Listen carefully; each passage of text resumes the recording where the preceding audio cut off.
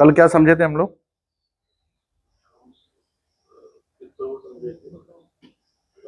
कल क्या पढ़ाए थे? कल नहीं आते तुम लोग?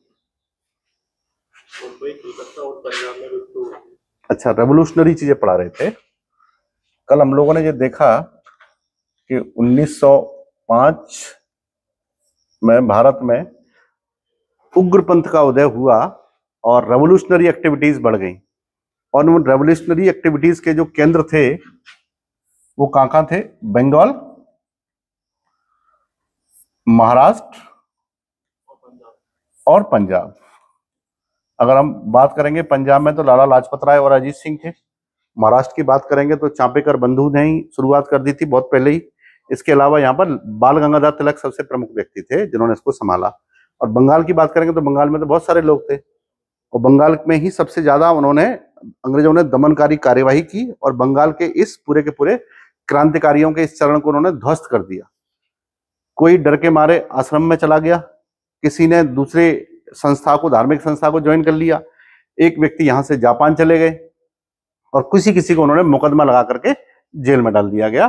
तो इस तरह से जो पहला जो क्रांतिकारी आंदोलन था वो धीरे धीरे करके पतन की ओर चला गया। अब हम लोग 1905 और 8 के आसपास पहुंच चुके हैं। तो ये मैंने आपको पहले बताया था कि 1907 में कांग्रेस में विभाजन हो गया था। इसको कहते थे सूरत की फूट, है ना। और कांग्रेस के इस सूरत अधिवेशन की अध्यक्षता किसने की थी?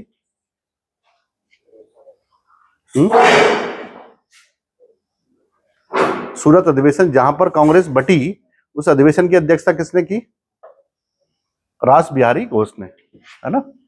और 1908 तक आते आते बंगाल में आंदोलन तेज हुआ जिसको अंग्रेजों ने दबा दिया और परिणाम स्वरूप 1909 का मार्लियामेंटो सुधार पेश कर दिया।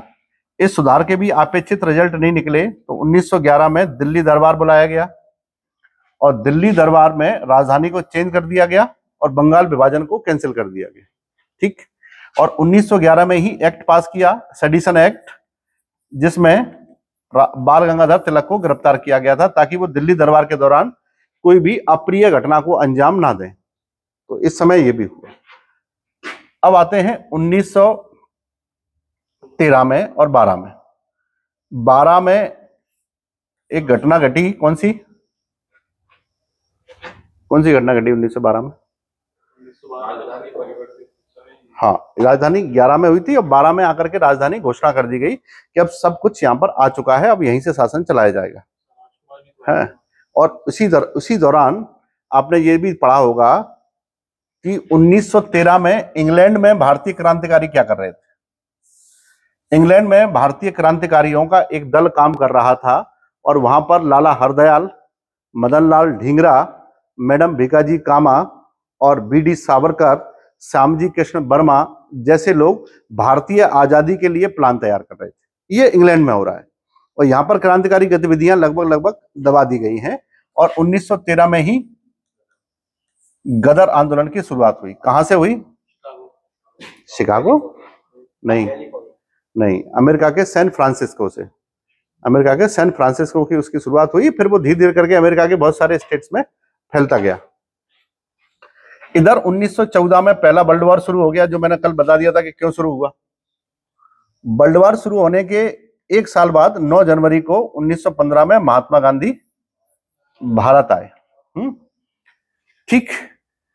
1914 में एक घटना और घटी थी, उसको लोग कहते थे कामागाटा मारू प्रकरण। सुना होगा कामागाटा मारू? क्या था? हाँ, एक जापानी जहाज था, उसको किराए पर लिया गया और उस जहाज को लेकर के बहुत सारे सिख लोग कहां पहुंचे? कनाडा पहुंचे। कनाडा ने ऐसे जहाजों पर प्रतिबंध लगा दिया कि जो जहाज सीधे कनाडा ना आए हो, यानी जहाज कहीं से रुक करके आया है तो उस जहाज को कनाडा में नहीं घुसने देंगे। अगर सीधा कनाडा पहुंचेगा तो उसको अलाउ कर देंगे। तो जो गुरबख्श सिंह थे, गुरदयाल सिंह थे उस समय के, वो उस जहाज को सीधे कनाडा तो नहीं ले जा सकते थे, क्योंकि कारण ये था कि इतना बड़ा 1914 में ये सारी घटनाएं जब हो रही थी तो उस समय हमारे पास टेक्नोलॉजी इतनी डेवलप तो थी नहीं, तो सीधा जहाज यहां से वहां पहुंच जाए। और ऐसे जहाजों को वहां घुसने नहीं दिया गया। वो जहाज वहां से वापस आया तो अपने कलकत्ता की बंदरगाह के बजबज पर पहुंचा और बजबज पहुंचते ही उसका अंग्रेजी सैनिकों से झगड़ा शुरू हुआ। अंग्रेजी सैनिकों से झगड़ा शुरू हुआ, इसको कहते हैं पूरे को कामागाटा मारू प्रकरण। लेकिन इस पर ज्यादा कुछ नहीं हो पाया क्योंकि तब तक वर्ल्ड वॉर शुरू हो गया, तो इस पर ज्यादा कुछ नहीं हो पाया। दूसरा कि इस घटना की जांच करने के लिए एक शोर कमेटी बनाई गई, उसको शोर कमेटी या तटीय समिति के नाम से ही जानते हैं।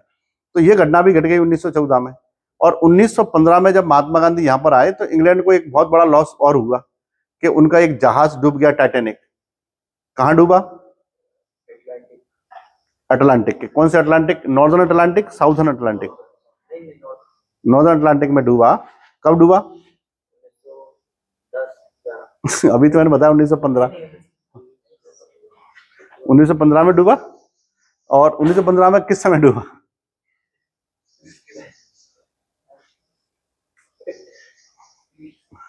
अप्रैल में डूबा। तो जो जहाज है, उस जहाज के डूबने से 1915 तक इंग्लैंड की इकोनॉमी कमजोर होने लगी थी, क्योंकि जहाज सिल्वर लाइन कंपनी ने बनाया था, उसमें बहुत पैसा लगा था। और जहाज के डूबने से समुद्री यात्राएं भी लोगों को ऐसा लगने लगा जोखिम वाली हो गई हैं, तो व्यापार थोड़ा सा प्रभावित हुआ। और इधर वर्ल्ड वॉर भी चल रहा है, तो इस कारण से इंग्लैंड को ये लगता था कि हम तेजी से चारों तरफ से फंसते जा रहे हैं। और इधर वर्ल्ड वॉर में रशिया जैसे देश भी उसके खिलाफ लड़ रहे थे, तो इंग्लैंड की स्थितियां बहुत गंभीर होती जा रही थी। और उसी दौरान 1915 में भारत में इनका प्रभाव कमजोर पड़ने लगा। और 1915 में ही 9 जनवरी को महात्मा गांधी का आगमन हुआ। तो महात्मा गांधी जब यहाँ पर आए तो उस समय वर्ल्ड वॉर में लोग सैनिक भाग लेने के लिए जा रहे हैं। महात्मा गांधी 1915 में आए और उन्होंने 1916 में आश्रम बनाया वर्धा में। उसके बाद चंपारण गए थे वो राजकुमार शुक्ला के बुलाने पर, तो वहां वो सफल हो गए, वहां भी सफल हो गए। और उसके बाद फिर वो 1918 में खेड़ा गए, वहां भी सफल हो गए। इसी दौरान 1916 में ही कांग्रेस में जो फूट चली आ रही थी नरम दल और गरम दल की, उसको एक होने का मौका मिला। कहां पर? लखनऊ में। लखनऊ में हुआ था एक समझौता 1916 में। तो लखनऊ में कांग्रेस के 1916 के अधिवेशन की अध्यक्षता किसने की? अधिवेशन 1917 में करी, हाँ। इसको किया था अंबिका चरण मजूमदार ने। अंबिका चरण मजूमदार ने किया और कांग्रेस फिर से एक हो गई। 1916 में, जो साथ में टूट गई थी। तो कांग्रेस के एक होना, इधर वर्ल्ड वॉर में अंग्रेजों का कम होना, ऐसी परिस्थितियां बनी कि हम बहुत आसानी से अब इसको और आगे बढ़ा सकते हैं और भारत की नीतियों को बहुत दूर तक ले जा सकते हैं। ये तेजी से बढ़ा कि अंग्रेजों की पावर कम हो रही थी, कांग्रेस पावरफुल हो रही थी। और कांग्रेस 1917 तक आते आते कांग्रेस में बहुत सारे नेताओं की डेथ हो चुकी जो पहले उदारवादी थे, जैसे फिरोज शाह मेहता थे, गोखले साहब थे। अब वो कांग्रेस में कमजोर पड़ चुकी है, कांग्रेस को कोई नेतृत्व नहीं मिल रहा है। उस समय जब तिलक जेल से रिहा हुए तो तिलक को लगा कि कांग्रेस की स्थिति बहुत खराब हो गई है और कांग्रेस में पुराने नेता नहीं बचे हैं, तो इसलिए उन्होंने कांग्रेस के साथ समझौता कर लिया था 1916 में। अब नरम दल गरम दल एक हो गए कांग्रेस के। अब इस कारण से कांग्रेस ताकतवर हो रही है, ब्रिटिश सरकार कमजोर हो रही है 1916 के बाद से ही।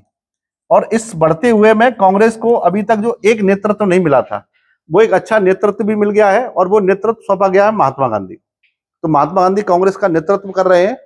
और 1917 में उनका चंपारण, 18 में उनका खेड़ा, इन 2 आंदोलनों से उनकी ख्याति बहुत बढ़ गई है। जो महात्मा गांधी केवल साउथ अफ्रीका में पहचाने जाते थे, अब वो भारत में भी पहचाने जाने लगे हैं। और भारत में बिगड़ती हुई स्थितियों के कारण से अंग्रेज लोग तेजी से बदलाव कर रहे हैं, शासन पद्धति भी बदल रहे हैं। और जैसे जैसे भारत के लोग उग्र होते जा रहे हैं, उन्होंने एक नया सिस्टम शुरू कर दिया है कि भारतीयों को कंट्रोल करने के लिए उन्होंने एक एक्ट बनाया, उसको कहते थे रॉलेट एक्ट। ये रॉलेट एक्ट मार्च 1919 में जारी किया उन्होंने। और ये कहा गया कि इस एक्ट से ये पावर मिलती है कि जहां जहां भारत के लोग कुछ भी उग्रवाद फैला रहे हैं, दंगा फैला रहे हैं, हम उनको बिना किसी कारण के अरेस्ट कर सकते हैं। जैसे आज भी किसी देश में जब कोई ऐसा लगता है कि कोई इलीगल एक्टिविटीज हो रही है तो उस पर यूएपीए लगा देते हैं, है ना। यूएपीए लगाने से उस पर ऐसा कानून लग जाता है कि उसको बहुत सारे अधिकार उसके वंचित हो जाते हैं। फिर जब ये कानून बनाया गया, रॉलेट एक्ट 1919 में मार्च में इसको लागू किया गया, तो इसका भारतीयों ने बड़ा विरोध किया। गांधी जी ने विरोध किया। गांधी जी ने कहा कि ये तो एक कॉलोनियल और सप्रेसिव लॉ है, ये तो हमको दबाने के लिए बनाया गया कानून है ना। हमको दबाने के लिए बनाया गया कानून है। क्यों? क्योंकि इस कानून के तहत ना तो कोई अपील कर सकता है, ना कोई अपने लिए वकील कर सकता है, और ना किसी प्रकार की कोई जरह हो सकती है, यानी कि दलील कर सकता है। इस तरह से ये कानून पूरा का पूरा काला है और इस कानून को हम लोग मान्यता नहीं देंगे। इस कानून के विरोध में बड़ी बड़ी हड़तालें की जाने लगी, बड़ी बड़ी सभाएं की जाने लगी। ऐसी एक सभा का आयोजन महात्मा गांधी ने किया और वो सभा दिल्ली में बुलाई गई, और महात्मा गांधी की उस सभा में उस समय लाखों लोग इकट्ठे हुए और उसमें ये मैसेज दिया गया कि किसी भी तरह से इस कानून को लागू नहीं होने देना है, जबकि कानून लागू करने की घोषणा कर दी गई है। उस कानून का विरोध कर रहे थे। गांधी जी ने जो सभा बुलाई उसको श्रद्धानंद जी ने लीड किया, श्रद्धानंद ने उसको लीड किया, और उस समय ही पंजाब के क्षेत्रों में इस सभा का तीव्र विरोध हो रहा था, और वो कर रहे थे डॉक्टर सतपाल कर रहे थे, और उनके साथ एक और थे जिनका नाम था सैफुद्दीन किचलू। ये दो लोग भी पंजाब में विरोध कर रहे थे। गांधी जी को इन लोगों ने बुलाया कि आप इधर आ जाइए और अपन यहां रह करके बड़ी सी सभा बुलाएंगे और फिर से लोगों को मैसेज देंगे, दिल्ली में हुआ वैसा अपन यहां भी करेंगे।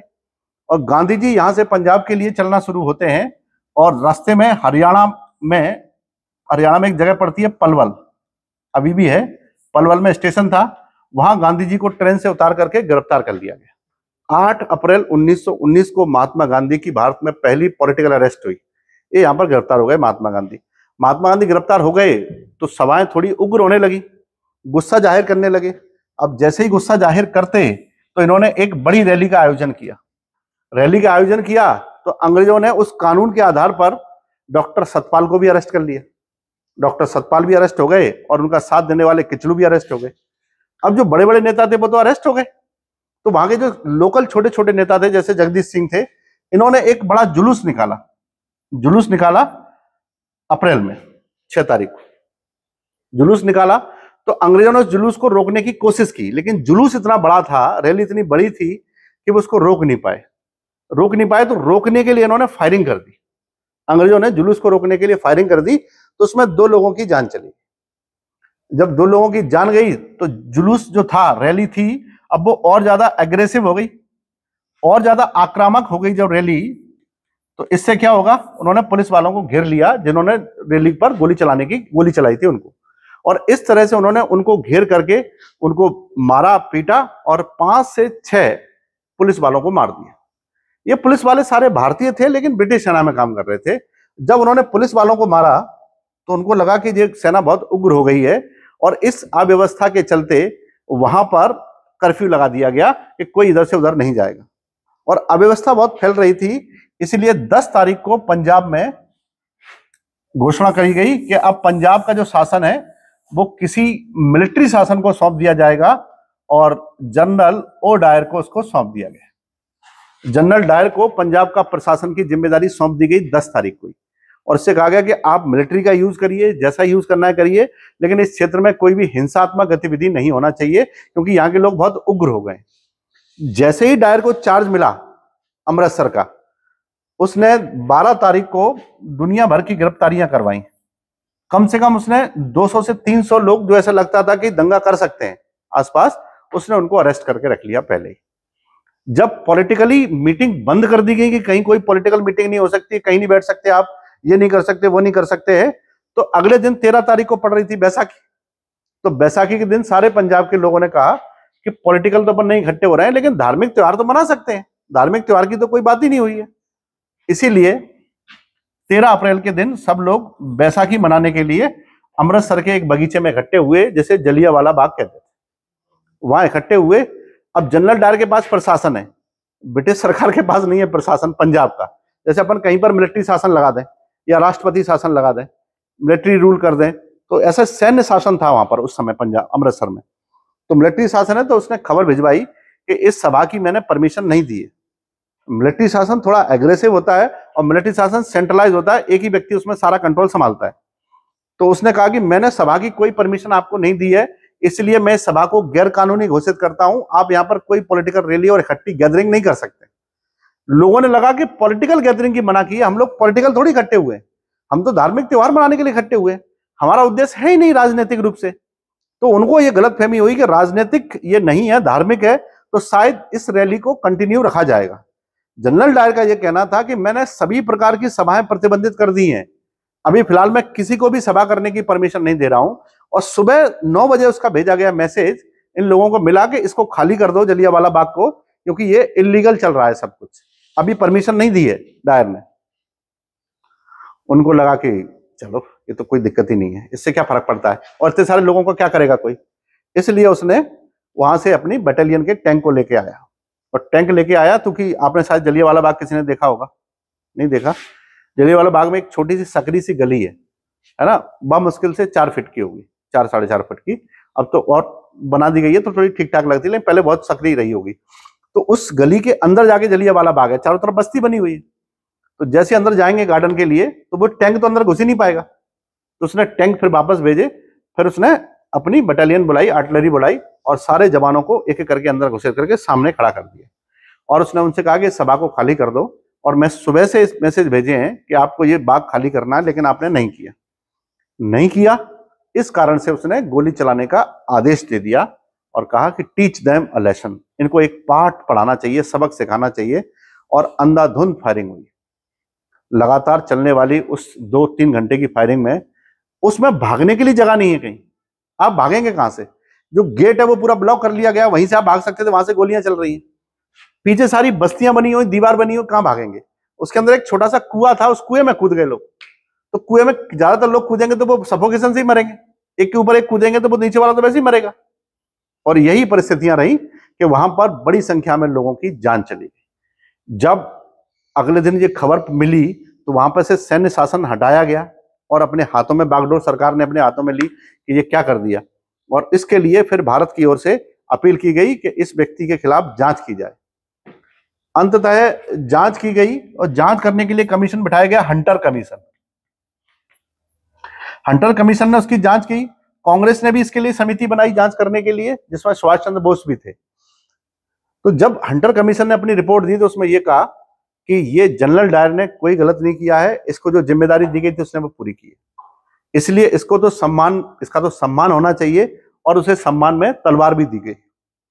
इस घटना से भारतीयों के मन में जो अभी अभी आक्रामक हुए थे उनको ये लगने लगा कि ब्रिटिश सरकार को सबक सिखाना ही पड़ेगा। इन्होंने भारतीयों को मतलब जानवरों की तरह मारना पीटना शुरू कर दिया है। ये सब 1919 की बात है, और इसी घटना को हम लोग कहते हैं जलियांवाला बाग। जलियांवाला बाग एक टर्निंग पॉइंट हुआ। टर्निंग पॉइंट इसलिए माना जाता है, जनरली हम जलियांवाला बाग को वैसे ही पढ़ लेते हैं कि इतनी तारीख को हुआ, ये हुआ, जनरल डायर ने किया, ये किया, वो किया। लेकिन जलियांवाला बाग एक टर्निंग पॉइंट इसीलिए हुआ कि इसने भारतीयों के जो नए नए आक्रामक हो रहे थे भारतीय लोग, उनको एक नई दिशा दे दी कि ये लोग भी बहुत ज्यादा नरसंहार करते हैं, इसलिए इन लोगों का खात्मा भी नरसंहार से किया जाएगा। शायद इसीलिए रास बिहारी बोस की तुलना में, भूपेंद्र नाथ दत्त की तुलना में सेकंड जनरेशन के क्रांतिकारी ज्यादा उग्र हुए, जिनमें भगत सिंह आते थे, सुखदेव आते थे, राजगुरु आते थे, सान्याल आते थे, सचिंद्र सान्याल आते थे। ये लोग इससे ज्यादा, रामप्रसाद बिस्मिल आते थे। ये लोग ज्यादा क्रांतिकारी क्यों हुए? क्योंकि क्रांतिकारियों का सेकंड फेज कब आता है? 1923। पहला फेज कब था? 1902। तो इनके बीच में लगभग 20 साल का अंतर है, और इस 20 साल के अंतर में बीच में एक घटना घटती है, जलियांवाला बाग। तो जो जलियांवाला बाग है 1919 का, उसने एक क्रांतिकारी जो पहली जनरेशन के अब लगभग समाप्त हो गए थे, इधर उधर हो गए थे, तो दूसरी जनरेशन के क्रांतिकारियों को यह सबक दिया कि आपको भी बहुत एग्रेसिव होना पड़ेगा अगर आप क्रांतिकारी बनना चाहते हैं। तो दूसरे यहां पर अगर इंटेंसिटी 50 थी तो यहां की इंटेंसिटी लगभग 90 हो गई। इतने ज्यादा आक्रामक हो गए दूसरी जनरेशन के। अभी वो आए नहीं है, खैर अभी जलियांवाला बाग हुआ है। जलियांवाला बाग हुआ इस कारण से अब भारतीयों में असंतोष इसलिए व्याप्त है कि अब क्या किया जाए, इसका बदला कैसे लिया जाए और क्या किया जाए। इस बात के लिए वर्धा और साबरमती में मीटिंग बुलाई गई, और उसको लीड किया महात्मा गांधी ने। और महात्मा गांधी ने कहा कि अंग्रेजों की इस बुरी कार्यवाही के कारण से हम अंग्रेजों का कोई भी सपोर्ट नहीं करेंगे। अंग्रेज, आपको पता है कि अंग्रेज हमारे भारत में शासन करते हैं और हम ही लोग उनकी मदद करते हैं, इसलिए वो और आगे बढ़ते हैं। तो महात्मा गांधी ने कौन से छूट गए थे 6 दिन बाद ही। उसमें बड़ी जेल नहीं हुई थी उनको, क्योंकि कोई घटना के लिए थोड़ी ना उनको रोका गया था, बस पंजाब जाने से रोका गया था, उनको छोड़ दिया गया था, है ना। क्योंकि इतने सारे दंगे हो रहे थे, उनको छोड़ना ही पड़ा था। और जैसे ही जलियांवाला बाग घटित हुआ तो उनको लगा कि सांत्वना देने के लिए महात्मा गांधी को छोड़ दो, सब वैसे निबट जाएगा। जैसे जलियांवाला बाग हुआ तो भारत की ओर से तो लोग और आग्रसित हो गए, तो उनके आक्रोश को शांत करने के लिए महात्मा गांधी को छोड़ दिया गया, अगस्त में छोड़ दिया था उनको। तो महात्मा गांधी जैसे ही छूटे तो उन्होंने मीटिंग बुलाई और वर्धा में और साबरमती में। उसमें उन्होंने एक प्रस्ताव पारित किया सब लोगों से पूछ करके कांग्रेस में। उन्होंने कहा कि अब हम अंग्रेजों का कोई भी कॉर्पोरेशन नहीं करेंगे, अब अंग्रेजों को हमको कॉर्पोरेशन नहीं करना है, और नॉन कॉर्पोरेशन आंदोलन की स्थापना की। इसको कहते थे असहयोग आंदोलन। ये 1920 में महात्मा गांधी ने शुरू किया। क्या करना है इस आंदोलन में? इस आंदोलन में हमें अंग्रेजों के सामने हाथ जोड़ करके मना करना है, हाथ जोड़ करके खड़े होना, उनका कोई भी हेल्प नहीं करनी है। जैसे किसी भी अंग्रेज के घर में भारतीय लोग जो खाना बनाने जाते हैं वो नहीं जाएंगे। अंग्रेजों के यहाँ जितने भी शेफ वगैरह होते थे, सफाई कर्मी होते थे, या फिर कोई माली का काम करते थे, या जो भी घरों में डोमेस्टिक काम करते थे, वो सब भारतीय होते थे। नौकर तो सब भारतीय बनाते थे वो लोग। तो उन्होंने कहा हम लोग उनकी मदद नहीं करेंगे, और हम भूखे मर जाएंगे। माने कि सब लोग मिलजुल करके एक दूसरे की मदद करो, लेकिन भूखे नहीं मरने दो किसी को, लेकिन अपने कारण से किसी और को भी बढ़ने मत दो। तो जैसे ही ये सब फैसला हुआ असहयोग का, तो अंग्रेजों को असुविधा होने लगी, भाई ये काम कौन करेगा। हालांकि कुछ भारतीय ऐसे थे जो अभी भी अंग्रेजों के साथ थे, लेकिन अधिकांश लोग ये मानने लगे कि अगर हम इस रास्ते पर चलेंगे तो शायद हमको एक दिन आजादी मिल जाएगी और हमको कभी गुलामी नहीं करनी पड़ेगी। तो महात्मा गांधी का असहयोग आंदोलन ना केवल घरों के काम के लिए बल्कि सरकारी कामों के लिए भी हो गया। उन्होंने कहा हम किसी भी तरह से अंग्रेजों की अदालतों में सुनवाई के लिए नहीं जाएंगे, हम अपने यहाँ पंचायत लगा करके फैसले कर लेंगे। तो धीरे धीरे अंग्रेजों की जो महात्मा गांधी के असहयोग की नीति थी बड़ी सफल रही। पहले तो लोग उसको क्रिटिसाइज करते रहे कि इससे कुछ नहीं होगा, अहिंसा से कुछ नहीं होगा, अहिंसा करनी पड़ेगी। अभी लोग गुस्से में थे ना जलियांवाला बाग के कारण से। महात्मा गांधी ने कहा कि देखिए हिंसा से हिंसा ही पैदा होगी, आप हिंसा करेंगे तो और गोलियां चलाएंगे, तो हम अहिंसा से काम करेंगे। और उन्होंने निर्देश दिया था कि कोई भी किसी भी तरह से अहिंसा को त्यागेगा नहीं, यानी हिंसा की तरफ नहीं जाएगा। लेकिन आंदोलन अगले ही 8-10 महीनों में इतना सफल हुआ कि ऐसा लगने लगा कि अंग्रेज बैकफुट पे आते जा रहे हैं। इसी के देखते हुए कुछ उद्वेलित लोगों ने हिंसा पर उतारू हो गए। कहां पर? उत्तर प्रदेश के गोरखपुर के देवरिया जिले में एक घटना घटी जिसे चोरी चोरा के नाम से जानते हैं, है ना। चोरी चोरा के नाम से जानते हैं। एक्चुअली में घटना ठीक वैसी थी जैसी कि जलियांवाला बाग में थी। पहले सभा के जुलूस को जो जा रहा था, असहयोग आंदोलन के लोग निकल रहे थे रैली बना करके, उनको रोकने की कोशिश की गई और उनको लाठियों से पीटा गया कुछ लोगों। तो उन्होंने उसके बदले में उन लोगों के साथ भी हिंसा करने का प्लान बनाया, और एक गलती ये हो गई कि एक थाने को घेर करके उसमें आग लगा दी। उसमें अंग्रेज सिपाहियों की जान चली गई, उनकी जान चली गई। तो ये घटना कैसी हो गई? हिंसक हो गई। महात्मा गांधी ने मना किया था कि ऐसा नहीं करना है, और महात्मा गांधी ने घोषणा कर दी कि अब ये आंदोलन बंद किया जाता है। 12 फरवरी 1920 को उन्होंने बंद कर दिया कि मैं इस आंदोलन को अब नहीं चलाऊंगा।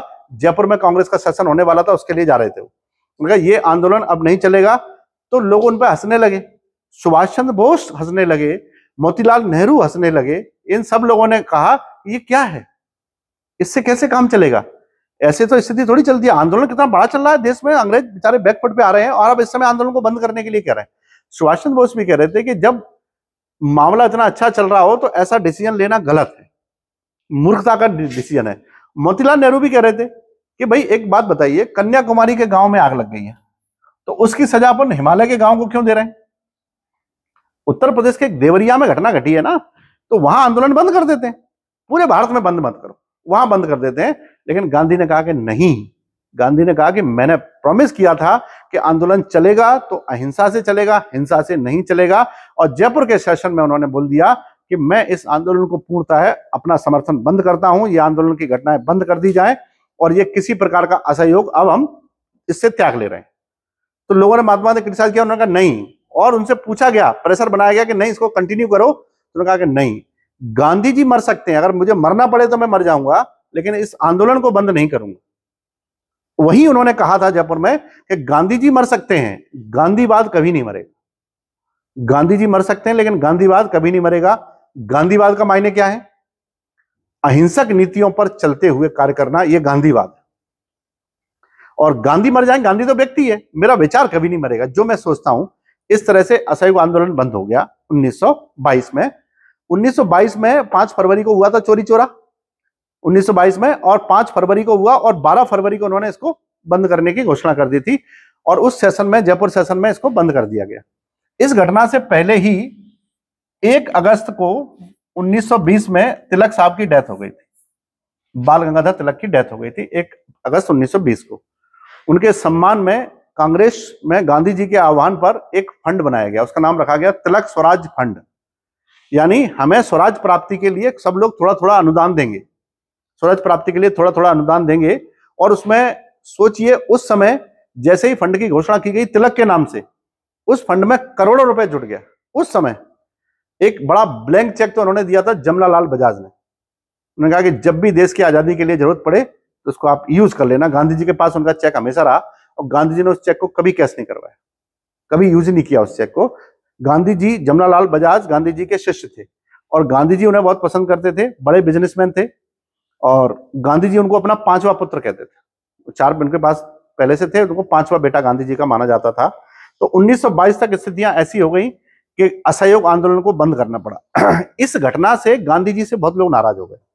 वो कहते ऐसा थोड़ी होता है, थोड़ा बहुत तो चलेगा मामला, ऐसे ही अपन इतने ही आदर्शवादी हो जाएंगे तो चीजें बिगड़ जाएंगी। और गांधी जी से सबसे पहले नाराज हुए मोतीलाल नेहरू, ठीक, और एक थे जिनका नाम था चित्तरंजन दास। चित्तरंजन दास, तो चित्तरंजन दास हो, मोतीलाल नेहरू हो, या फिर विट्ठल भाई पटेल हो। ये वल्लभ भाई पटेल के भाई थे, वकील थे, विट्ठल भाई पटेल, ये भी इन्हीं की तरफ आ गए। तो इन तीनों ने कांग्रेस से अलग हो गए 1923 में। 1 जनवरी 1923 को इन्होंने कांग्रेस से अलग होकर के अपनी नई पार्टी बनाई, स्वराज पार्टी। तो स्वराज पार्टी का जन्म हुआ। स्वराज पार्टी की बड़ी लंबी कहानी है, फिर कभी सुनाएंगे। स्वराज पार्टी बन गई, और 1923 में चुनाव हुए, प्रांतीय परिषदों के चुनाव कराए ब्रिटेन ने, उसमें स्वराज पार्टी चुनाव लड़ी। स्वराज पार्टी और कांग्रेस दोनों में अंतर बता देता हूं। कांग्रेस और स्वराज पार्टी, कांग्रेस तब तक महात्मा गांधी आ चुके थे, तो महात्मा गांधी की नीतियां चलती थी कांग्रेस में। वो ये कह रहे थे कि हम अंग्रेजों की पार्लियामेंट में नहीं बैठेंगे, हम उनसे पार्लियामेंट के बाहर बैठ करके जिरह करेंगे, उनसे मांग रखेंगे, हड़ताल करेंगे, ये सब बाहर रह के करेंगे, लेकिन पार्लियामेंट में नहीं बैठेंगे। ये कौन कहते थे? कांग्रेस वाले। चित्तरंजन दास और मोतीलाल नेहरू का यह मानना था कि हम उनकी पार्लियामेंट में बैठेंगे और वहां उनको काम नहीं करने देंगे, करेंगे हम भी यही काम, लेकिन हम पार्लियामेंट के मेंबर बन के करेंगे, बाहर बैठ के नहीं करेंगे। पार्लियामेंट के मेंबर बनेंगे, अंदर बैठेंगे, चुनाव जीतेंगे, और वहां उनको काम नहीं करने देंगे, नाक में दम कर देंगे। ये दोनों का अंतर समझ में आ गया। एक बाहर रह करके विरोध करना चाहते थे, और एक सदस्य बन के विरोध करना चाहते थे। तो सदस्य बन के विरोध कौन करना चाहते थे? स्वराज पार्टी के लोग। और बिना सदस्य बने विरोध कौन कर रहे थे? कांग्रेस के लोग कर रहे थे। तो इन्होंने पहले चुनाव में भाग लिया और इनको खूब सीटें मिली, और अनेक परिषदों में स्वराज पार्टी के लोग बैठे, अंग्रेजों की प्रांतीय परिषदों में बैठे। उस समय चुनाव 3 साल बाद का प्रावधान था। उसके बाद काउंसिल के चुनाव फिर से हुए 1926 में, लेकिन 26 में चुनाव होते उससे पहले चित्तरंजन दास की डेथ हो गई थी 1925 में। 1925 में उस पार्टी के जो बड़े कर्ता धर्ता थे चित्तरंजन दास, उनकी डेथ हो गई, ठीक। और 1925 से पहले कुछ घटनाएं और घटी, जैसे एक तो 1919 में मॉन्टेग्यू चेम्सफोर्ड सुधार आया था। जैसे 1909 में मार्लिमेंटो आया था, 1919 में मॉन्टेग्यू चेम्सफोर्ड सुधार आया था, जिसमें मॉन्टेग्यू भारत सचिव थे और चेम्सफोर्ड गवर्नर, जब वो वाइसराय थे। इन दोनों ने मिलकर के एक सुधार कार्यक्रम बनाया। वो चाह रहे थे कि भारत में जो कुछ हो रहा है उसको हम लोग ठीक से कंट्रोल करें, इतनी स्थितियां बिगड़े नहीं, ये वो चाहते थे। और 1920 में असहयोग आंदोलन शुरू हुआ, ये आपको पता है। 1922 में चोरी चोरा हुआ, असहयोग आंदोलन बंद हो गया, और इसी समय खिलाफत आंदोलन भी चल रहा था। खिलाफत आंदोलन क्यों चल रहा था, बता सकता है कोई? मुसलमान जो धर्म है और खलीफा के पद से उनको हटा दिया जाता है, तो खलीफा थे ना, उनको उनके पद से हटा दिया, तो उनकी जो पहला वर्ल्ड वॉर हुआ था, पहले वर्ल्ड वॉर में मैंने बताया था कि बिग 4 जीते थे। कल मैंने बिग 4 के नाम बताए थे। बिग 4 में कौन कौन आते थे? अमेरिका, और अमेरिका के हेड ऑफ द स्टेट जो थे वुडरो विल्सन, और इटली के हेड ऑफ द स्टेट थे जॉर्ज ऑरलैंडो। फ्रांस के हेड ऑफ द स्टेट थे क्लीमेंसू, और इंग्लैंड के प्राइम मिनिस्टर थे जॉर्ज लॉयड। इन 4 देश की जीत हुई है, और ये पूरी दुनिया के चौधरी बन गए। पूरी दुनिया के चौधरी बन गए, तो इन्होंने बड़े बड़े डिसीजन लिए। उस समय इस्लाम धर्म का सबसे बड़ा खलीफा कहां बैठता था? टर्की में। उसको कहते थे कैलिपेट, या हिंदी में कहेंगे खलीफा। और ये मैंने आपको पहले भी बताया था जब इस्लाम बताया था तब। खलीफा इस्लाम का धर्मगुरु होता है। इन्होंने इस खलीफा के पद को समाप्त कर दिया। इन्होंने खलीफा के पद को समाप्त कर दिया कि खलीफा अलीफा कुछ नहीं होता। तो पूरी दुनिया के मुसलमानों को लगा कि ये फर्स्ट वर्ल्ड वॉर के बाद बिग फोर के द्वारा लिया गया मुसलमान विरोधी निर्णय है, जो बिग फोर ने लिया है पेरिस पीस कॉन्फ्रेंस में। पेरिस शांति सम्मेलन चला 1 साल तक, उसमें उन्होंने बहुत सारे डिसीजन लिए, उनमें से एक ये भी था, है ना। डिसीजन तो बहुत सारे थे, उनमें से एक डिसीजन ये था कि खलीफा के पद को अब हम मान्यता नहीं देंगे। तो खलीफा की पोस्ट को उन्होंने जैसे ही एलिमिनेट किया, तो सारे के सारे विश्व के मुसलमान हैं वो उनके खिलाफ हो गए, और हर देश के मुसलमान उनका विरोध कर रहे थे, खिलाफ थे उनके। खिलाफ को हम लोग क्या कहते हैं? खिलाफत। हम लोग खिलाफत कर रहे हैं। इसी संदर्भ में भारत के मुसलमानों ने भी इनका विरोध करना शुरू किया और खिलाफत आंदोलन तैयार हो गया। खिलाफत आंदोलन तैयार हो गया, समझ गए? ठीक। महात्मा गांधी ने कहा कि हम खिलाफत आंदोलन का सपोर्ट करेंगे, क्योंकि कहीं ना कहीं भारत में हिंदू हो या मुसलमान हो, किसी के धर्म के मामले में हम एक दूसरे का सहयोग करेंगे तो कल ये भी हमारा सहयोग करेंगे। और उन्होंने कहा था खिलाफत आंदोलन के दौरान लखनऊ में, ये कहा था उन्होंने कि ये भारतीयों के लिए सबसे अच्छा मौका है धर्मनिरपेक्षता के मार्ग पर चलने का, कि हम एक दूसरे के दुख दर्द को बांटें। आज हम इनके दुख में शामिल होंगे तो कल ये हमारे दुख में भी शामिल होंगे। ऐसा कहते हुए महात्मा गांधी ने खिलाफत आंदोलन का सपोर्ट किया, उनकी मीटिंग का नेतृत्व किया, मीटिंग की अध्यक्षता की। ये भी चल रहा है उस समय। 1923 में स्वराज पार्टी बनी है। स्वराज पार्टी सरकार में भी आ गई है और विरोध भी कर रही है। इसी समय 1925 में उसको सरोजिनी नायडू को कांग्रेस के अध्यक्ष बनाया गया। 1925 में कांग्रेस की अध्यक्ष बनी कौन? सरोजिनी नायडू। इससे क्या हुआ कि भारत में महिलाओं, इससे पहले एनी बेसेंट बन चुकी हैं, तो एनी बेसेंट तो इंडिया की थी नहीं। एनी बेसेंट 1917 में बनी थी, ये 1925 में बनी है। ये भारतीय महिला है सरोजिनी नायडू। तो सरोजिनी नायडू के कांग्रेस के अध्यक्ष बनने से भारत में जितनी भी महिलाएं थी उनको बड़ा बल मिला। उनको लगा कि नहीं, भारत की राजनीति पुरुष प्रधान नहीं है, भारत की राजनीति में महिलाओं का आज भी स्थान है। और इसका प्रमाण है 1925 में सरोजिनी नायडू द्वारा कांग्रेस की अध्यक्षता करना। तो महिलाओं को यह लगा कि मौका है, आज भी पुरुषों की इस व्यवस्था में महिलाओं को अपना स्थान बनाने का मौका है। इस तरह से महिलाएं राष्ट्रीय आंदोलन से जुड़ने लगी। ये सब 1925 में हो रहा है। महिलाएं राष्ट्रीय आंदोलन से बड़ी संख्या में जुड़ने लगी। जैसे जब किसी महिला को लगा कि महिला एवरेस्ट पे भी जा सकती है, तो बहुत सारी महिलाओं ने जाना शुरू किया। जब कोई महिला आईपीएस बनी तो उन्होंने आईपीएस बनने का रास्ता चुना कि महिलाएं आईपीएस बन सकती हैं। जब महिला आईएएस बनी तो आईएएस बनने का रास्ता। कौन है पहला आईएएस महिला? वो आईपीएस है, आईएएस पूछ रहा हूं।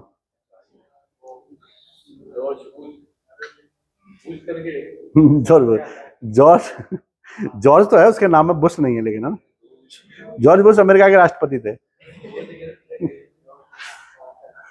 अन्ना जॉर्ज अन्ना जॉर्ज थे। तो जब भी कोई आदमी अपने उसका आगे जाता है तो उसको ऐसा लगता है, जब किसी एक हैंडीकैप ने पानी में तैर करके गोल्ड मेडल लिया तो बाकी लोगों को लगा हम भी ले सकते हैं। तो इस तरह से भारत में महिलाओं को आंदोलन से जोड़ने का बड़ा काम सरोजिनी नायडू की उस अध्यक्षता ने कर दिया। और सरोजिनी नायडू आपको पता है कवि थी। उनकी सबसे फेमस कविता कौन सी है? उनको नाइटिंगेल ऑफ इंडिया कहते हैं। क्यों कहते हैं नाइटिंगेल? नाइटिंगेल तो पक्षी है जो गाता है। उनको क्यों कहते हैं? वो तो गाती नहीं थी, कभी गाने नहीं गाए उन्होंने। यस, वो कविताएं बहुत सुंदर लिखती थी। उनकी कविताएं जो लोग गाते थे वो मंत्रमुग्ध हो जाते थे। तो सरोजिनी नायडू ने ब्रोकन विंग, उनकी सबसे फेमस कविता है, ब्रोकन विंग्स, है ना। ब्रोकन विंग भारत की आजादी की कहानी है।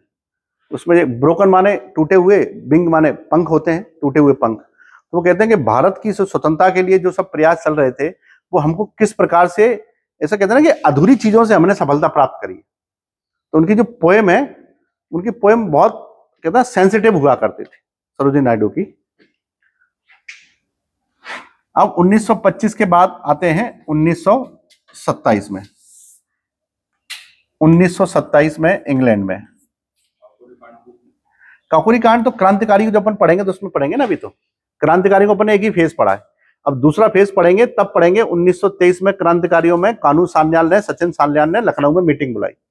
फिर उसके बाद HRA बनाएंगे, फिर HRSA बनाएंगे, फिर अपन उसमें काकोरी ट्रेन की डकैती कराएंगे, फिर इन सबको पकड़वाएंगे, फिर कुछ लोग जेल जाएंगे, कुछ लोग फिर भाग जाएंगे, क्रांतिकारी जैसी गतिविधि होंगी, है ना। सेम चीजें वैसी ही 1927 में जो कुछ हुआ वो क्या था कि इधर 1919 का जब मॉन्टेग्यू चेम्सफोर्ड आया था, उसमें लिखा था कि हम 10 साल बाद इस एक्ट की समीक्षा करेंगे कि इस एक्ट ने भारत में कितने सुधार किए हैं, इसकी समीक्षा करेंगे। 1919 के 10 साल होते हैं 1929 में, है ना। और 1929 से पहले ही 1927 के जनवरी में ही उसमें इंग्लैंड में एक कमेटी बनाई गई जिसका नाम था Simon committee. Simon, saint Simon उसके अध्यक्ष थे, इसलिए इसको साइमन कमेटी कहते थे। अब ये जो साइमन थे, इसने यहां पर आते आते जनवरी 1928 हो गई उनकी, जनवरी 1928 हो गई, तब वो लोग यहां पर आए। अब उन्होंने भारत में एक सुधार कार्यक्रम पेश किया।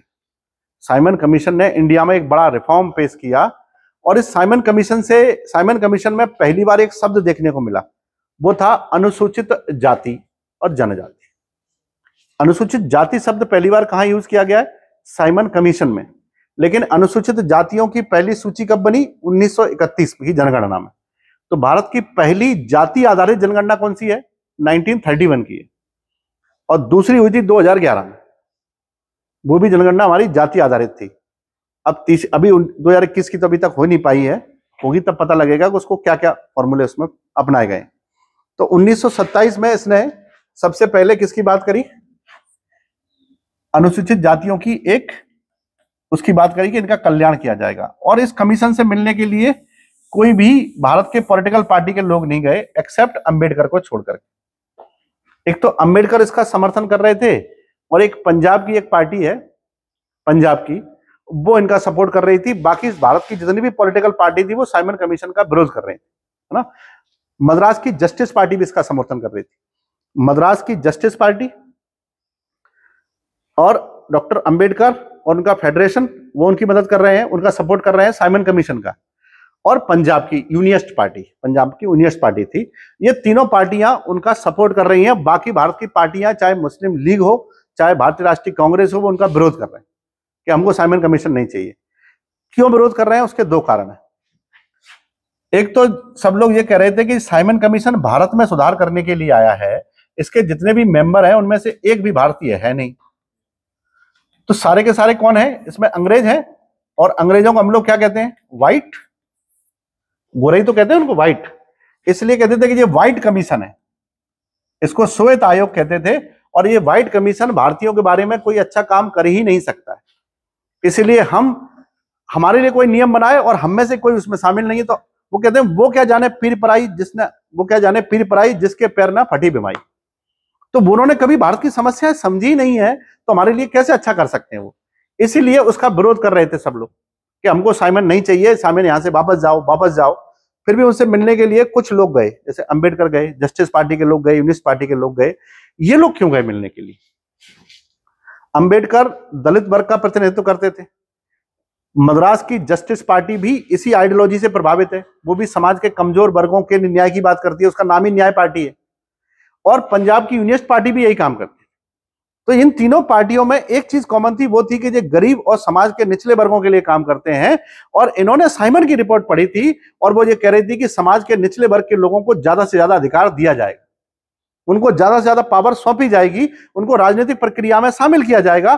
तो इनको ये लग रहा था कि हमारे लिए तो इसमें ठीक ठाक कार्यक्रम है, इसलिए हम इसको चाहेंगे कि लागू हो जाए। लेकिन इन छोटी छोटी पार्टियों से कुछ नहीं होता है, और भारत में अगर कुछ भी लागू करना है तो उसको सपोर्ट कांग्रेस का होना चाहिए। सबसे बड़ी पार्टी तो कांग्रेस है, क्या कांग्रेस उसका सपोर्ट कर रही है? कांग्रेस उसका सपोर्ट नहीं कर रही है। तो साइमन के खिलाफ भारत में काले झंडे दिखाए गए, जहां जहां से साइमन के मेंबर्स निकलते थे उनको काले झंडे दिखाते थे, और उनको नारा लगाते थे कि साइमन वापस जाओ, साइमन वापस जाओ, साइमन गो बैक के नारे लगाते थे। और इस तरह से ब्रिटिश सरकार उसको लागू करना चाहती थी। तो इलाहाबाद में इसका विरोध करते हुए बहुत सारा प्रताड़ना और लाठी झेलनी पड़ी JL नेहरू को, जवाहरलाल नेहरू को। लाहौर में इसका विरोध कर रहे थे लाला लाजपत राय, उनको लाठियां ज्यादा लग गई, हॉस्पिटल चले गए और लाहौर हॉस्पिटल में 19 नवंबर को उनकी डेथ हो गई। 19 नवंबर 1928 को उनकी डेथ हो गई। उनके हॉस्पिटल में जब मिलने के लिए गए थे भगत सिंह, जो उनके शिष्य हुआ करते थे भगत सिंह, अब तो ये बड़े हो गए ना, 1906-7 में पैदा हुए थे, 1906 में चंद्रशेखर, 1907 में भगत सिंह, अब तो ये बड़े हो गए, तभी तो ये भी आंदोलन करने वाले हैं, थोड़ी देर में अपन पढ़ेंगे इसको। तो जैसे ही वो मिलने के लिए गए तो उन्होंने कहा था कि लाला जी आपकी हालत अंग्रेजों के कारण से हुई है, हम अंग्रेजों को इसकी सजा जरूर देंगे। और लाला ने कहा, लाला जी ने, कि मेरे शरीर पर जो भी लाठी पड़ी है वो मेरे शरीर पर पड़ी एक एक लाठी ब्रिटिश साम्राज्य के ताबूत की आखिरी कील साबित होगी। चिंता नहीं करो, जितनी लाठी इन्होंने मेरे को मारी है उतनी ही कील उनके ताबूत में हम लोग ठोकेंगे और जब वो लोग यहां से जाएंगे।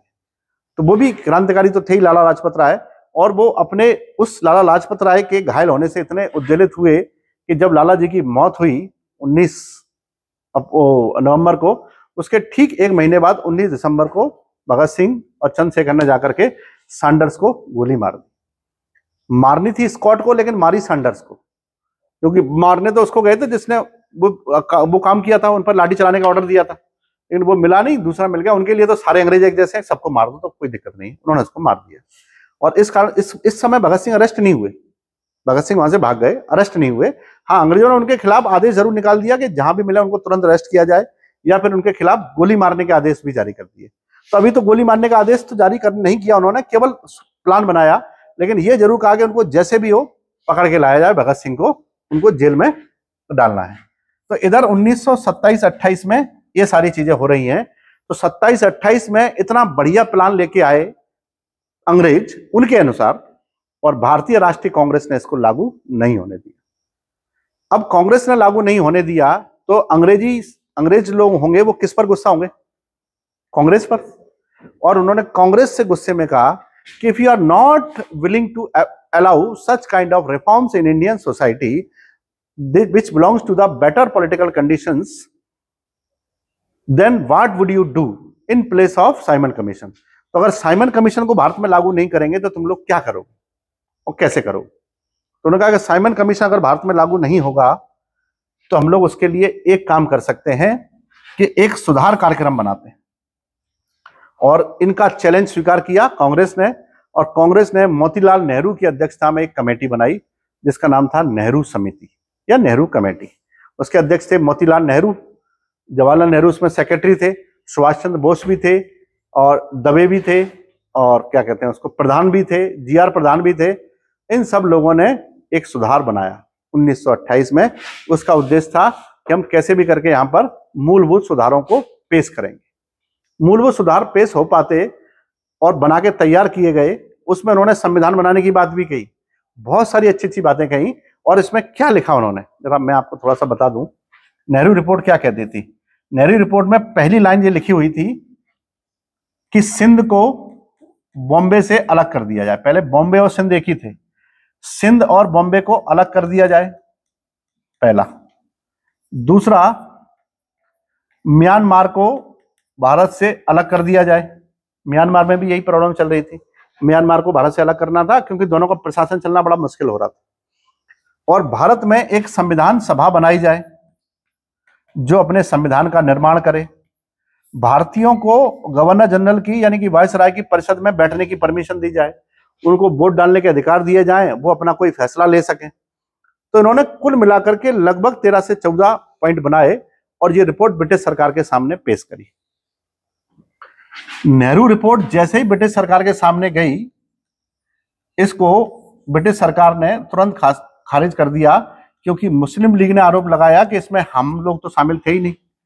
अगर भारत में आजादी के लिए कोई काम हो रहा है और भारत में कोई भी सुधार कार्यक्रम हो रहा है, रिफॉर्म हो रहा है, तो ऐसा हो सकता है कि उसमें मुस्लिम लीग ना हो, या मुस्लिम लीग से पूछना तो चाहिए था। ये बात तो सही है बिल्कुल कि अगर हम क्लास के आधे बच्चों से पूछ के कोई डिसीजन ले लें तो ये गलत होगा। तो उन्होंने कहा कि मुस्लिम लीग में तो बहुत कम लोग हैं, मानी भले ही 2 लोग हैं, लेकिन पूछना तो सबसे ही पड़ेगा।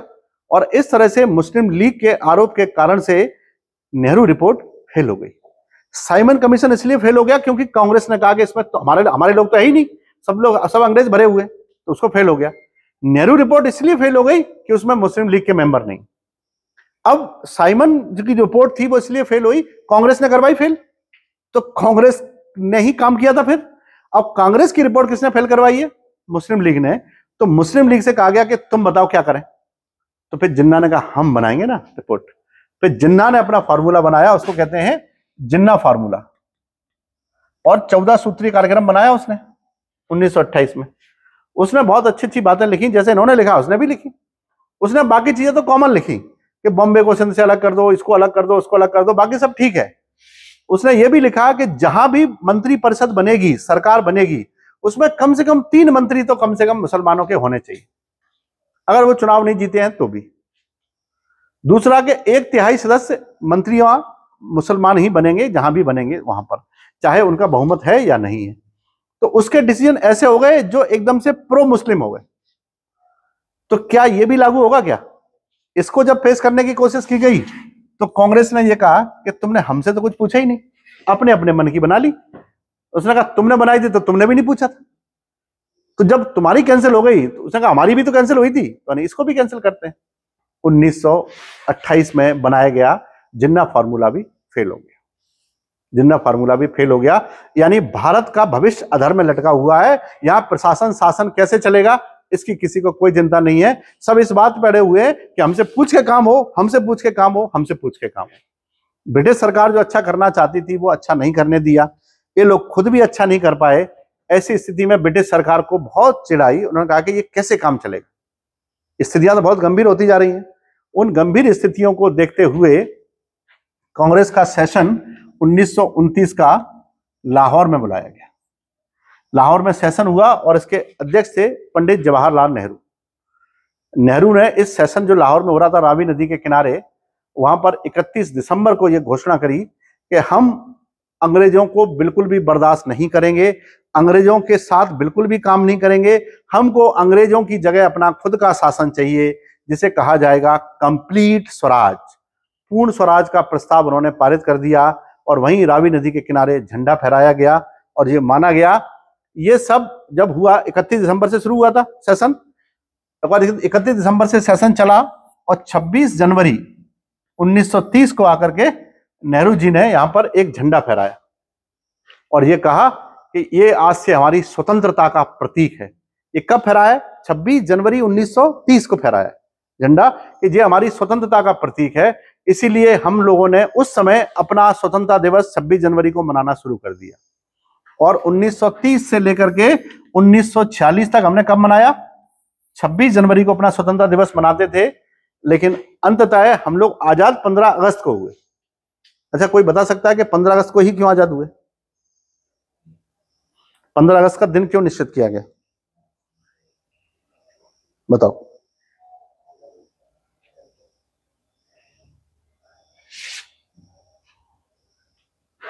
नहीं समझ आ रहा? मैंने पूछा था तो उसने बताया था किसी ने कि वो माउंट बेटन ने टिकट बुक कर ली थी 14 तारीख की, 15 तारीख की। अब मैं जा रहा हूं तो 15 तारीख को आज आजाद करके चला जाऊंगा। टिकट विकेट एक अलग मैटर है, उससे कुछ नहीं होता है। जब भी कोई बड़ी घटना होती है तो उसके लिए हमको एक अच्छी डेट चाहिए, है ना? अच्छी डेट चाहिए। तो अच्छी डेट कहां से आएगी? हम लोग चाह रहे थे कि 26 जनवरी को स्वतंत्रता दिवस मने, लेकिन हमारे चाहने से क्या है, हम तो तब कर पाते ना जब हमारे हाथ में होता। ये तो ब्रिटेन की सरकार हमको आजाद कर रही थी, तो जैसा वो करेगी वह होगा। तो कुल मिला के मामला ऐसा बना कि 6 जुलाई को ब्रिटेन की संसद में प्रस्ताव पेश किया गया 1947 में, जो 18 जुलाई 1947 को पास हो गया। अब इस प्रस्ताव को भारत में आकर के पढ़ के सुनाना है, तो भारत में भी ये लागू हो जाएगा। इसको भारत में किस तारीख को पढ़ा जाएगा, तो इसके लिए तारीख फिक्स की गई 14 अगस्त। 14 अगस्त को इसको पढ़ के सुनाया जाएगा भारत में। क्यों? क्योंकि 14 अगस्त वो दिन है जिस दिन सेकेंड वर्ल्ड वॉर समाप्त हुआ था। सेकेंड वर्ल्ड वॉर तो एक्चुअली में समाप्त 2 सितंबर को हुआ था ऑफिशियली, लेकिन 14 अगस्त का तारीख वो है 1945, जिस दिन जापान ने सरेंडर किया था। जापान के सरेंडर करने के साथ ही सेकेंड वर्ल्ड वॉर ये लोग जीत गए थे, इंग्लैंड अमेरिका जीत गए थे। जिस दिन जापान ने सरेंडर किया उसी दिन जीत गए थे। जापान पे 6 तारीख को बम गिराया गया था अगस्त में हिरोशिमा पर, और 9 तारीख को नागासाकी पे गिराया गया था। और उसके बाद भी जापान ने सरेंडर नहीं किया था। जापान तब भी युद्ध में था, उसने सरेंडर नहीं किया था, बल्कि रशियन सेना को बोला गया था कि रशियन सेना वहां जाएगी और जापान को टेक ओवर करेगी। तो जापान को रसिया से बहुत प्रॉब्लम थी, जापान रसिया से लड़ भी नहीं सकता था, और रशियन अगर जापान में पहुंच गए तो जापान के राजतंत्र को खत्म कर देंगे, वहां पर सोशलिज्म ला देंगे। और रशिया जापान के लोगों को लगता था कि सोशलिज्म तो मृत्यु के समान है। तो जापान के उस समय जो प्राइम मिनिस्टर थे वो थे सुजुकी, और वहां पे जो प्रेसिडेंट साहब थे उनको कहते थे हिरोहितो, हिरोहितो थे। तो प्राइम मिनिस्टर ने कहा हिरोहितो से कि सरेंडर कर दो, दो दो बॉम्ब गिर गए, सब कुछ तहस नहस हो गया। वो कह रहे नहीं, सरेंडर तो अच्छी बात नहीं है, जो तो मृत्यु के समान होता है, हम तो लड़ेंगे, राजतंत्र वाले लोग हैं ये वो। 6 तारीख को बॉम्ब गिरा, तब की स्थिति थी। 9 तारीख को फिर से बॉम्ब गिरा, जो कोकरा पे गिराना था, लेकिन कोकरा पे नहीं गिरा, किस पे जाके गिरा, नागासाकी पे गिरा। ऐसा नहीं कि गलती से गिरा, वो सेकंड टारगेट वही था। दूसरा कि ये लोग चक्कर काटते रहे वहां पर बॉम्ब गिराने के लिए। जिस जहाज से बॉम्ब गिराया था उसका नाम था बिग स्टार, है ना। एक जहाज और आना था, नहीं उसका नाम था बॉक्स स्टार। एक जहाज और आना था, उसका नाम था बिस्टिंग। बिस्टिंग जहाज में कैमरे लगे हुए थे कि अगर वो आ जाएगा तो रिकॉर्डिंग करेंगे बॉम्ब गिरा के कैसा लगता है। तो वो जहाज थोड़ा लेट हो गया, तो जो जिस जहाज में बॉम्ब रखा हुआ है, बॉम्ब का नाम क्या था, फैटमैन। 22 टन का था वो, 22 टन का फैटमैन जिस सबवे में रखा होगा, उस जहाज में कितना ईंधन लग रहा होगा। तो इन्होंने 2 चक्कर लगाए, कोकरा के ऊपर बादल छा गए, तो वहां तो गिरा ही नहीं सकते थे। तो सेकंड टारगेट नागासाकी चले गए, और नागासाकी में गिराने वाले थे। अब वहां भी थोड़ा क्लियर नहीं दिख रहा कि मैनुअली गिराना है, तो बिग स्टिंग अभी तक आया नहीं है, जो रिकॉर्डिंग करने वाला जहाज, वो थोड़ा लेट हो गया। तो अब इन्होंने देखा कि जहाज में पेट्रोल खत्म हो गया, फ्यूल खत्म हो गया। अब फ्यूल इतना बचा है कि बॉम्ब गिरा के तो पहुंच जाएंगे बेस पे, बॉम्ब नहीं गिराया तो नहीं पहुंच पाएंगे, क्योंकि वेट होता है बॉम्ब में, वेट लेके नहीं ट्रेवल कर सकते। तो जहाज बम गिराना अब तो मजबूरी हो गई, तो उन्होंने फिर उसको सुबह बम को छोड़ दिया बिग स्टिंग के आने से पहले, और बम नागासाकी पे गिरा। सोचिए उसमें 20,000 लोग भाप बन के उड़ गए, क्या एनर्जी बनी होगी उसमें। उनको तो ये भी नहीं पता कि वो लोग इस दुनिया में थे कि नहीं थे, ये भी नहीं कि अस्थियां वस्तियां कुछ ले लो, क्या लोगे आप, बस इतना पता है थे, देखा था हमने एक बार। उसके बाद से गायब, एवोपरेट हो गए, उड़ गए भाप बन के, ऐसी स्थिति हुई। तो सुजुकी साहब दौड़े दौड़े गए किसके पास, हिरोहितो के पास, क्या सरेंडर कर दो महाराज। तो उन्होंने कहा देखते हैं, तब भी कह रहे हैं देखते हैं। 2 शहर बर्बाद हो गए जापान के। फिर अचानक से खबर मिली कि रसिया जापान पहुंच रहा है। रसिया से बहुत डरते थे, और रसिया से नहीं, रसिया की नीतियों से डरते थे, समाजवादी नीतियों से, क्योंकि रसिया आ गया तो सबको कम्युनिस्ट बना देगा, राजा वाजा सब हटा देगा यहां से। तो वो रसिया से इतना डरते थे, और रसिया ने प्रॉमिस कर दिया अमेरिका को, चिंता ना करो, मेरे तो बगल में ही है, मैं पहुंच जाऊंगा यहां पर 14 तारीख तक। और उसने अपने टैंक वैंक लेकर के चलने का तय कर दिया। वो पहुंचता उससे पहले 15 तारीख तक तो उसको पहुंचने का था। 15 तारीख को उसके पहुंचने से पहले ही 14 तारीख को जापान के हिरोहितो झंडा लेके खुद ही खड़े थे कि सरेंडर कर दे। जो ये कहते थे कि सरेंडर हमको मृत्यु के समान लगता है, उन्होंने 14 अगस्त को सरेंडर किया था। 14 अगस्त दक्षिण एशिया में सेकेंड वर्ल्ड वॉर के समय पर सबसे बड़ी जीत मानी जाती थी, किसकी, अलाइड फोर्सेस की। जो मित्र लोग लड़ रहे थे उनकी सबसे बड़ी जीत थी 14 तारीख। तो 14 अगस्त उनके लिए जीत का दिन था, इसलिए 14 अगस्त को उन्होंने कहा था ये हमारी विजय का दिन है, और हम अपनी विजय के दिन ऐसा काम करेंगे। और 14 तारीख को आकर के माउंटबेटन ने इंडियन इंडिपेंडेंस एक्ट को पढ़ के सुनाया आधी रात में, और वो एक्ट पढ़ा तो उन्होंने कहा था this act will commence the 2 dominion state from the India as Pakistan and India. Bharat और इंडिया नाम के पहले नाम पाकिस्तान लिया था उन्होंने, तो उन्होंने कहा 14 तारीख को पाकिस्तान को दिया जाओ। और 15 तारीख 12 बज गए थे रात के, दिया। और 12 बजे रात को 15 अगस्त को ही, 15 अगस्त लग गया था 12 बजे। नेहरू जी, संविधान सभा बैठी थी उस दिन 12 बजे, और संविधान सभा में नेहरू जी ने एक बड़ा भाषण दिया, उसको कहते हैं डेस्टिनी के नाम से जानता है, दुनिया के बड़े बड़े भाषणों में उसकी काउंटिंग होती है उस भाषण को, जिसमें वो ये कहते थे कि now it is the time to go and leave behind the slavery of various years and the 100 of years, हजारों सालों लाखों सालों की गुलामी को हम लोग पीछे छोड़ रहे हैं अब। And now it is the time to arrive the India into the new destination, India को हम नई जगह ले जाएंगे। और जब नेहरू जी ये भाषण दे रहे थे, उसी समय हंसा मेहता उस झंडे को लेकर के पूरी संविधान सभा में घूम रही थी। हंसा मेहता ने उस दिन झंडा फहराया, भारत का फ्लैग फहराया। तो भारत आजाद हो गया। 15 अगस्त को भारत की आजादी मनाने लगे, 14 अगस्त को पाकिस्तान की आजादी मनाने लगे, और 26 जनवरी का जो दिन, जिस दिन हम लोग आजादी मनाते थे, उस दिन हमने अपना संविधान लागू करके रिपब्लिक बना लिया, है ना। और नेहरू जी ने यूनियन जैक को नीचे उतारा और भारत के झंडे को होस्ट कर दिया। इसलिए सेरेमनी आज भी उसी जगह पर होती है, दिल्ली के लाल किले पर होती है, लाल किले की उसी दीवार पर होती है। लाल किला वो आखिरी ऑफिस था जो अंग्रेजों ने यहां से खाली किया था।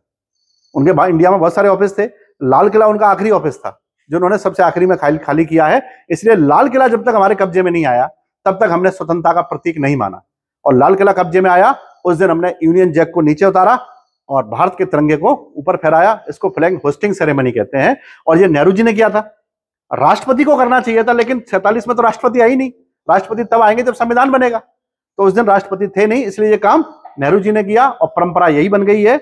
इसीलिए कि 15 अगस्त का झंडा प्रधानमंत्री आज भी फहराते हैं, और 26 जनवरी का झंडा है वो फहराया नहीं जाता है, वो केवल उसको सैल्यूट किया जाता है। वो 26 जनवरी को होता है, उसको राष्ट्रपति जी करते हैं। 26 जनवरी का झंडा और 15 अगस्त के झंडे में अंतर होता है। एक झंडा नीचे से ऊपर जाता है 15 अगस्त का, और 26 जनवरी का झंडा ऊपर ही बना रहता है, केवल उसको सैल्यूट करने के लिए उसको खोलना पड़ता है। वो झंडा नीचे से ऊपर नहीं जाता। 15 अगस्त का झंडा यह दिखाता है कि यूनियन जैक नीचे आ रहा है और भारत का झंडा ऊपर जा रहा है। इसको फ्लैग होस्टिंग कहते हैं, और आज भी उसी जगह पर होती है। समझ गए? तो इसलिए 14 अगस्त का दिन वो था कि उनको लगता था कि हमको यहां पर इस एक्ट को पढ़ के सुना देना चाहिए, इसीलिए 15 अगस्त को भारत की आजादी का दिन मुकर्रर हुआ। कारण और जो डिकी साहब थे, डिकी यानी कि माउंटबेटन को कहते थे, वो 15 अगस्त को यहां से गए नहीं है, वो यहां पर गए नहीं है, वो लगभग 8 महीने और रहे यहां। उनकी फैमिली यहां रही, वो देख रहे थे कि इस पार्टीशन से कितने लोगों को कष्ट हो रहा है, कितने लोग मर रहे हैं। खैर ये बाद में अपन डिस्कस करते हैं नेक्स्ट लेक्चर में।